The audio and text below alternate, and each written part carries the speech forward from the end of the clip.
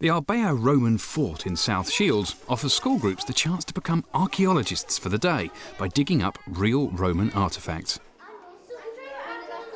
It's got needles next to its head. What's the ringmail for? It's one of a number of collections in the country with educational staff on site who show what life was like in Roman Britain by using role-play and reenactment. The commander will ask each officer for their report. It's like a leaf-shaped little blade. Prior to their visit to the museum, local primary school teacher Sue Pearce prepared a class by finding out how the Romans lived and why they invaded and then settled in Britain. Some people are going to do some pottery, and then after break, we'll swap over so we all get a chance. The boys in particular enjoy learning about the army and how the Roman soldiers lived.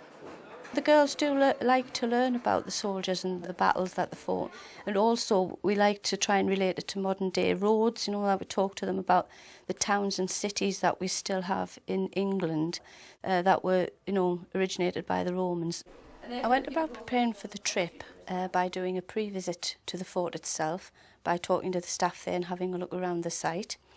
We were sent a pack into school about Arbea and the kind of worksheets that the children could do either on the visit or afterwards. I had a look on the internet, looked at suitable sites for information on there. The site I looked on was the Tyne and Wear Museum site, which actually includes the Arbea Roman fort site and also the 24-hour museum site.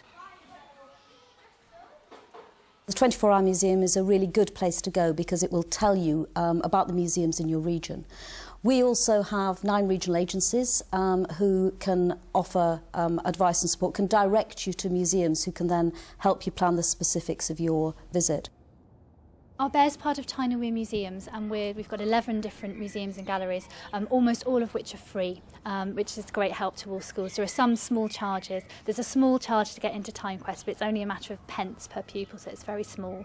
The biggest costs we find for schools are actually transport, getting people here, but we're very fortunate in that we're close to public transport. We encourage all teachers to come to Arbea before their visit with the school, to have a look around, talk to the staff and plan what they're going to do on the day.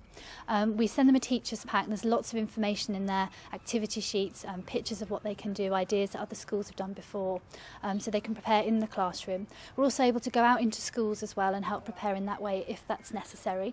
The fort's very close to our school, but we obviously have to fill in a risk assessment form, and that involved part of the travelling there as well, the risks getting on and off the metro, that kind of thing.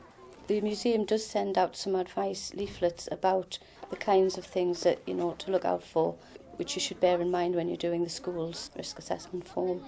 We do things called hazard ID sheets, which is basically all the information you need to write your own risk assessment. TimeQuest is a hands-on activity centre at the fort. Children dig for finds on the reconstructed excavation site and discover what has been unearthed with the help of a gallery interpreter. What part of the school then might they look at to find out how old this person was?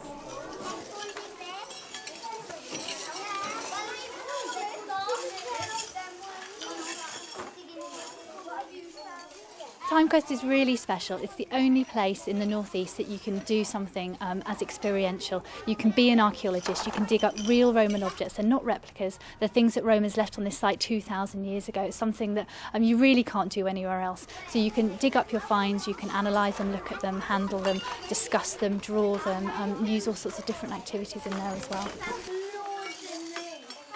They love digging, they absolutely love digging, so we kind of focus on that mainly. And try and get them to kind of balance out the kind of practical stuff that they do, and then we'll talk to them for a bit about what they find out, so they kind of get the practical experience and they learn from what we tell them. I've enjoyed the digging because you get to actually sort of be an archaeologist and find lots of different things. TimeQuest works for any age group, and sessions can be adapted for older children at Key Stage 3 and 4. Afterwards, the class get a chance to tour the fort and meet archaeologists in action, who are on hand to answer any questions. Just by kind of looking at the stratigraphy, I feel like. Now then, can anybody have a hazard a guess to see what this is down here? We do quite a lot of work with local secondary schools, taking students on sort of work experience placements, both with the education staff who help out in TimeQuest and help the younger children understand about it, but also we're able to offer some placements for archaeologists so they can actually go and dig. I think they can actually get a great deal of hands-on archaeological experience, which is quite a rare thing. To be able to sort of, to get that, it's become less and less these days because of the nature of kind of the way digs are kind of funded, if you like. So we offer quite a good opportunity for students and trainees and volunteers to actually kind of, take part in the excavations and get some much needed experience before, like a break from university, or they're going to follow employment and that sort of line. So you can't see the road anymore. And underneath that, we've got all these drains going across the site, which is quite interesting. Our Bear is not just about the Romans, it's very much about a cross-curricular approach. So even if it is just a Roman visit, you're looking at geography and science as well as history. But we also run special weeks of workshops where you can do literacy activities that involve drama and role play, storytelling, reading and writing. We do art workshops where you can make all sorts of weird and wonderful Roman things, and geography and science things as well, looking at how materials are preserved underground and in archaeology. I've got Stephanie in Roman and Stephanie in English. My name is Stephanie. My name is Stephanie. So it's really interesting as well. I'm enjoying this because you actually get to look at things from close up instead of just from far view. A small museum gallery was built on site where children can find out about a Roman soldier's life, death and burial. Well, this is like a fantastic resource for us. It's right on the doorstep and it gives the children like a chance to have hands-on experience of real Roman artefacts, seeing a real Roman site. It's sort of everything that we talk about in the classroom. We look in books and video and on the internet, but this sort of brings it all to life. It's fantastic. This is what it would weigh underneath. Well, I like about the Romans is how they battle and what they use to practice with. They'll have like a spear and they'll have that other sword, so they can actually get the spear there and that sword there and like hit with that spear and hit them with the sword at the same time. Questions and worksheets are provided for the pupils to answer. This is an education pack that we can send out for a Roman visit. It covers what sort of topics they'll actually be doing while they're visiting. So, for example, it'll give them a little bit of a description about each of the characters that they use, what they'll be expected to do, the costumes that they wear, that sort of thing. And we send them out to teachers once the teachers have actually decided which sort of activity they want to do while they're here. Protect their body, get your shoulders. We didn't feel it was appropriate for the Year 3 children to take out clipboards, so we just let the children enjoy the day and look at the artefacts and talk about them. We will use some of them as follow-ups in the classroom, but next year we thought we may make some of the worksheets into little A5 booklet size so that the children could carry them around, look at the artefacts, answer questions, draw pictures about them while they're actually at the museum. Teachers in the North East can go on to a secondment programme which is managed by the North East Museum Library and Archive Council. That's actually part of a bigger national programme which has funding from government, which MLA manages through its regional agencies, which means that teachers all over the country can go on placements to help them develop their own knowledge and skills about museums and museum objects and to help them plan effective teaching and learning opportunities for their students. And basically, the way the Romans ate, not like us today, we all sit at the table and eat our food, they'd all lie on these huge seats, the cushions. I organise and run the Roman role play and sort of take all the bookings, etc.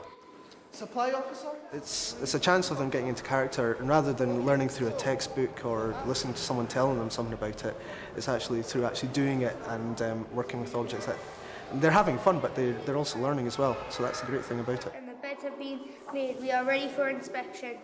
The best thing is that they get to work with objects, okay? The role play, we try and put in as many objects in there as possible so they can handle them, and what quite often happens is the kids, when I take a break, they go off and start playing with the objects themselves and start getting into the roles without me telling them. Every everything's been related to what we're doing in the classroom because, like, it's all about the Romans. We've been learning what kind of people did what kind of jobs. You actually get to learn more by doing role plays, so you can actually learn what sort of things the Romans did. Now, the Romans would practice... The museum also plays host to a reenactment society, which holds events during the summer months. Members go out to schools with props and loan boxes full of Roman artefacts. But they're very different to what they used to be like. You can have a feel it's quite blunt because the original was quite blunt. We're a group of enthusiasts who sort of recreate what life was like here in the 200s to the 300 time period. In my case, I've mainly worked with Key Stage 2, about 7, 8, 9-year-old children. We just take things in. It's not just military, it's also the civilian aspects and everything. We'll also take books in. I'll also ask what they've been doing, and we go through, we actually let them touch toys, religious things, or ornaments, whatever they've sort of been learning about. We'll talk people, we'll let them try things on, we'll let them try the helmets on. If they want to feel what it's like to actually have the sword and all the leather work on, we'll give them a go. The class follows up their visit to Arbeia with history, art and cookery. We try to make the topic relevant to the children. They like talking about things like what the Romans ate and whether we still eat the kinds of things that they did. Now we're going to make some bowls, a bit like this one here.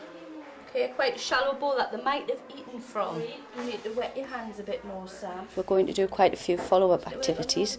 One of them is that some of the children are going to be doing some mosaic pictures using outlines of Roman pictures that were found in books. Some of the children are going to make Roman scrolls. This comes under the DT and art and craft activities. Another group of children are going to be making some Roman cakes from a recipe that, again, we found in some topic books. Out of all the museum had to offer, what was the most memorable?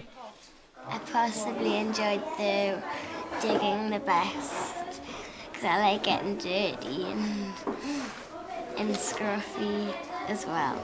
The digging, because I found the skull and I was really happy that I found it with my friend. I like going to the museum because I like seeing the dead woman there. The Arbeia Roman fort showed that you can have a variety of learning experiences for children, and given that all children learn in very different ways, this was, I think, something that was clearly really important to ensuring that all those children didn't just have a good time at the fort, but all of them got something out of that experience that would support their learning back in school. And certainly our own research in the Renaissance programme has borne that out. The big survey we did 2 years ago with nearly 1,000 teachers showed that teachers thought there were very clear links between creativity and inspiration and enjoyment and the acquisition of knowledge and understanding.